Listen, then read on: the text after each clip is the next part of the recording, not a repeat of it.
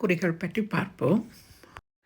வாக்கியங்களின் கருத்து செறிவு, தெளிவு, பொருள் விளக்கம் என்பவற்றை புலப்படுத்த அந்த நிறுத்தக்குறிகளை பயன்படுத்துகிறோம். இவை கடைசியில் வரும் அல்லது இடையில் வரும்.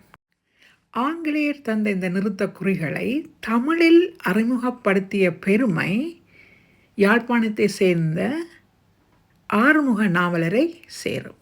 9 வகையான நிறுத்தக்குறிகளையும் அதற்கான அடையாளங்களையும் கொடுத்துள்ளேன்.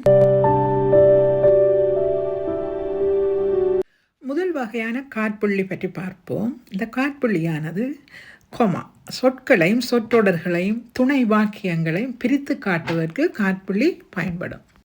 முதல் வகையானது பல பொருள்களை குறிக்கும் போது கதிரை, மேசை, கட்டில் என்பன வாங்கினோம். நீங்களும் உதாரணங்களை அமைத்து கொள்ளலாம். அடுத்து வினைச்சங்களுக்கு பின் தெளிவாக பேசின் அல்லது கொமா இலகுவில் விளங்கிக் கொள்ளலாம்.